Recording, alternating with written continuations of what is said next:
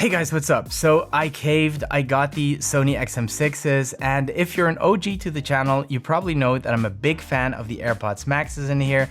I've tried many different pairs, including the coveted Sonos Ace, but none of those have convinced me to ditch my beloved Airpods Max. However, I'm afraid I got influenced by a man called Mark Ellis, who's been raving about these new Sony cans, so I blame Mark for making me buy these. Come to think of it, I blame Mark for a lot of things, but that's a story for another day. Anywho, I'm a bit late to the party with this review, but I wanted to take my time and really use these for a while, test them with different devices, use them at the gym, you know, all the things I would use my AirPods Max for as well, before giving you my thoughts on these new Sony headphones and whether these will finally dethrone the AirPods Max for me. Let's ramble. Hold up, things go wild when I pull up. They all on me like it wants. Alright guys, so let's get something out of the way first, the price. Both of these headphones are what I would consider very expensive. Definitely on the higher end for consumer headphones. These new Sonys come in at $450, which is $50 more than the XM5s were at launch last time, and that is a considerable increase. The AirPods Max will set you back a whopping $549, although you can often find them at a discount these days on websites like Amazon, where they can be found for around $479, maybe even a bit cheaper on Amazon Prime Day. So for argument's sake, let's just say that these two headphones cost roughly the same. By the way, for the purpose of the review, I will be talking about the USB-C version of the AirPods Max. The Lightning version has been discontinued, but if you don't mind still having that Lightning cable, you might be able to find those even cheaper. Alright, so let's talk about the design for a minute. In terms of pure looks, I really still prefer the AirPods Max. I know that look is definitely not for everyone, but I love the sleek design and the use of premium materials on these AirPods. Now, that does make them heavier than most other headphones, and while Apple did a good job mitigating some of that by introducing a mesh headband that prevents them from putting too much pressure on the top of your head, the weight of these things definitely has its downsides, and I will get back to that later. The Sony XM6s, on the other hand, even though they're very well designed, they kind of look like every other pair of high-end headphones, especially these black ones. I think the white ones might look a bit more crispy and they're probably a bit sleeker, but they were sold out everywhere, so this is what we got. But yeah, of course, there's much more to the design than just the look. So let's dive a little deeper. The padding on these Sonys is really good. It's thick enough to feel super comfortable on my head, but not so thick that it will become too bulky.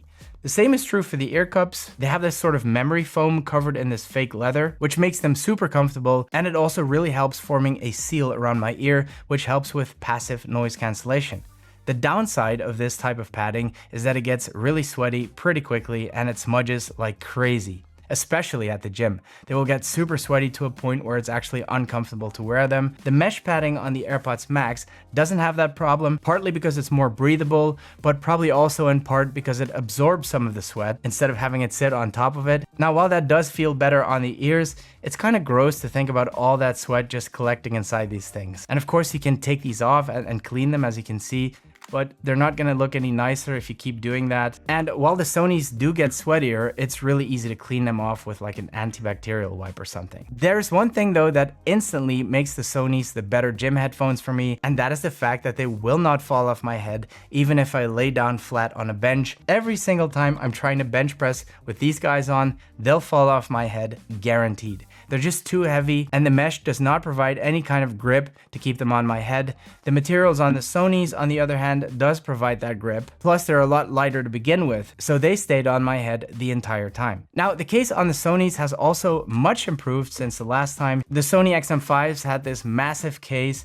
That case was way too big, almost prohibitively big for traveling, and that was a bummer because I do use my over-the-ear headphones mostly for travel, and it made me completely skip the XM5s. So I'm glad they went back to this folding design and to a much smaller case. It's actually quite similar to the case on the XM4s that I have right here, and these are actually the headphones I was using before I fell in love with the AirPods Max. But this time, Sony chose for a magnetic closure, and I think that's actually pretty cool because what that does is it turns this into a one-handed operation. And the magnets have a really nice snap to them, and they're strong enough to keep it all in place. And also, I love that there's this convenient little pocket for the charging cable and the 3.0 3.5mm jack. I will say that it took me a while to get used to the way these fold. Like, it's not super straightforward and you have to sort of get used to it and create a bit of muscle memory there. Once you get the hang of it, it's fine. But I kind of wish every pair of headphones would just fold like these Beats Pro do. I mean, this is so straightforward. And also it folds into such a small package. This package with the case that it comes in is actually my favorite package for travel. Unfortunately, I don't have the case anymore because it wasn't very good quality and the zipper broke. But yeah, the folding mechanism on these is definitely my favorite so far. But hey, at least they do fold, and that is a good thing, right? Because that's more than what can be said about the Airpods Maxes. These do not fold, and not only do they not fold, they come in the most ridiculous case ever designed for headphones. I mean, look at this thing. What is this, a purse or a bikini? And it's not offering any protection either. It's open everywhere. I mean, what's the point of this? Absolutely hate this case, if that wasn't clear already, with a passion. Thankfully, there are some third-party options, like this full-grain leather one made by a company called Walnut. They're not sponsoring this video, by the way, but they do send me stuff to try out from time to time, and I actually asked for this one myself because I like it so much better than the stupid bikini case. This also comes with some room for cables. They have this little band here and down here as well. And that is really great because the Airpods Max now feature lossless audio over USB-C. That came with an update.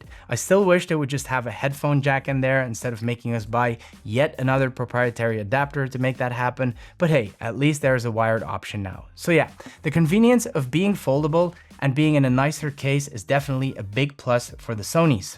Now let's talk a bit more about the connectivity. So both have a wired option, which is great, and both of course connect via Bluetooth.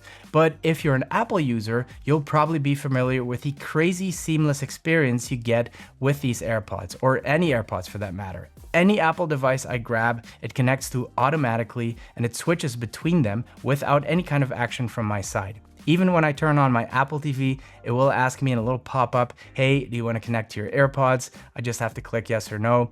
You're not going to get that experience from any other brands. But that is only true if you use it with Apple products. If you want to use the Airpods Max with non-Apple products, you're going to have to connect them manually like every other pair of headphones, and you won't be able to use some of the main features that set these Airpods Max apart, like the spatial audio and the head tracking. On the flip side, the Sonys offer the same features no matter what device you connect them to, and while they don't connect as seamlessly to all of my Apple devices as the Airpods Max do, they do have this really cool feature in the Sound Connect app that lets you connect to two devices at once, and once you've set those connections up, you will be able to switch between those devices without having to disconnect and reconnect. It's capped at 2 devices, unfortunately, and it isn't quite as seamless as Apple's automatic pairing, but it is very much appreciated, and it has the added benefit that it's not limited to Apple devices. In terms of controls on both of these headphones, I think that's very much a matter of preference. The Airpods Max go very heavy on the tactile button experience, while the Sonys rely a bit more on gesture controls. For me personally, it's a bit of a mixed bag. I like the buttons on the Sony XM6s, especially the power button, which is a bit more recessed now, which makes it easier to find without fumbling around too much. I don't really mind the gesture controls. I think I actually prefer it when I'm swiping between tracks. It's a little easier than double pressing or triple pressing the crown on the AirPods, but on the other hand, I much prefer using the crown for volume adjustments. It's super convenient to just find the right volume by simply turning the crown, rather than having to swipe up or down repeatedly to reach the desired volume. And because the swiping volume adjustments are incremental, it's much harder to find the perfect volume. One feature I do really love is the way pass-through works on these Sonys. All you have to do if you want to quickly listen to someone is place your hand over the right ear cup. The music volume will go super low and pass-through mode will turn on automatically so you can comfortably hear what people are saying. Maybe a flight attendant is coming your way to ask you what drink you want. Going like this somehow just feels really natural, and it also shows people that you're actually listening to them. That's not to say that it's super difficult to just press a simple button on this thing to get the same effect, but the ear cup thing is definitely more convenient. Plus, as soon as you let go, your music will return to its original volume, and if you had noise cancelling on, that will also turn on again. Now, let's talk about this for a second, the noise canceling and the pass-through that is. I'm really impressed with how good the noise canceling is on these XM6s. The combination between passive noise canceling because of the ear cups and the active noise canceling because of the software is absolutely solid. I would even say that it has a slight edge over the AirPods, and that says a lot because the noise canceling on these things is stellar. But yeah, A++ on the Sony XM6s. However, in terms of pass-through, I have to say the AirPods Max are still king, and it's not even close. I don't know what kind of voodoo magic Apple did to make pass-through on these 4-year-old headphones this good, but it's absolutely amazing. And if you've ever tried these, you'll know exactly what I mean. It truly does sound like you're not even wearing any headphones at all. Now, while the pass-through on the Sonys is pretty good as well and keeps improving, it still sounds very much like I'm listening to somebody through microphones. It makes everything sound a bit surreal, and I don't really like that, so I always end up taking them off if I want to listen to someone for more than a few sentences. The AirPods Max, on the other hand, I could easily wear for hours on pass-through mode and be totally fine. Speaking of wearing these for hours, the battery life. The Sonys offer much longer battery life than the AirPods, 30 hours of listening over 20 hours on the AirPods Max. Of course, those are maximum listening times, and that will become shorter if you use a lot of features like noise canceling and pass-through. But yeah, the Sonys definitely come out on top in the battery department. And being able to actually turn them off does help.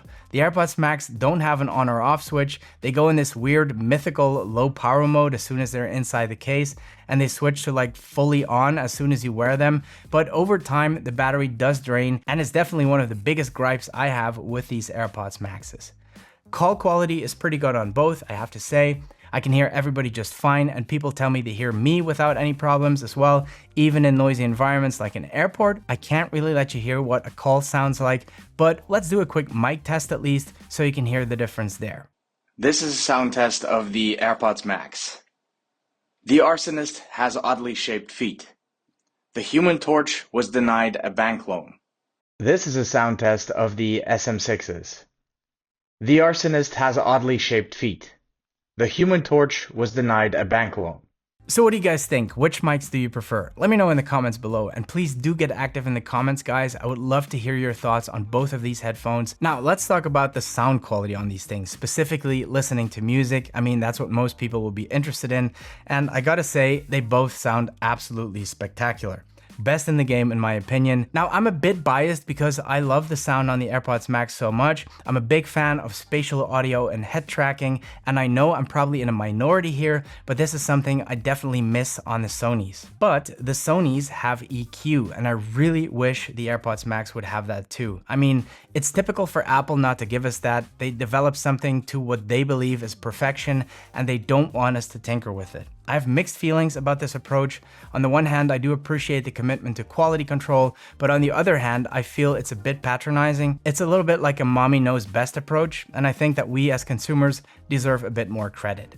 I would much prefer it if Apple would create some sort of Apple profile, which lets you listen to the music the way Apple has intended it, but also give you the option to at least have some basic EQ in case we want to make some adjustments according to our personal taste and preference. And I did feel like the Sonys needed EQ. I didn't quite like the way they sounded out of the box, but having tinkered with it a little bit, they sound absolutely beautiful. But I have to caveat that by saying that I'm a bit weird when it comes to how I like my EQ. And if you don't believe me, have a quick look at my current settings. Yeah, so don't listen to me at all in the EQ department. Anyway, guys, let's wrap this up. I'm a big fan of the Sony XM6s. They sound amazing, they're extremely comfortable to wear, and I actually prefer them over the AirPods Max in the gym. And unlike a lot of other headphones I've tried and reviewed, these will not be ending up in some drawer. I'll definitely be wearing these a lot. However, I do need to give credit to Apple for the fact that their more than 4-year-old headphones are still serious contenders today, and that their pass-through function is unparalleled. Crazy good. This seamless connecting and switching between all of my Apple devices is going to be something that's going to be hard for me to give up, and I do really enjoy the spatial audio and the head tracking on these AirPods Max. Now, I'm in the fortunate position that I don't have to choose between these two. It's one of the perks of being a tech reviewer, but I'll be honest with you, if I had to choose between these two, I'd have a really hard time deciding, and I'm not sure which ones I would go with. I'm really curious to hear your thoughts, guys. I hope you enjoyed the video. Please give one of these if you did. And if you want to sub to the channel, I won't be mad. Thank you so much for watching and see you in the next one.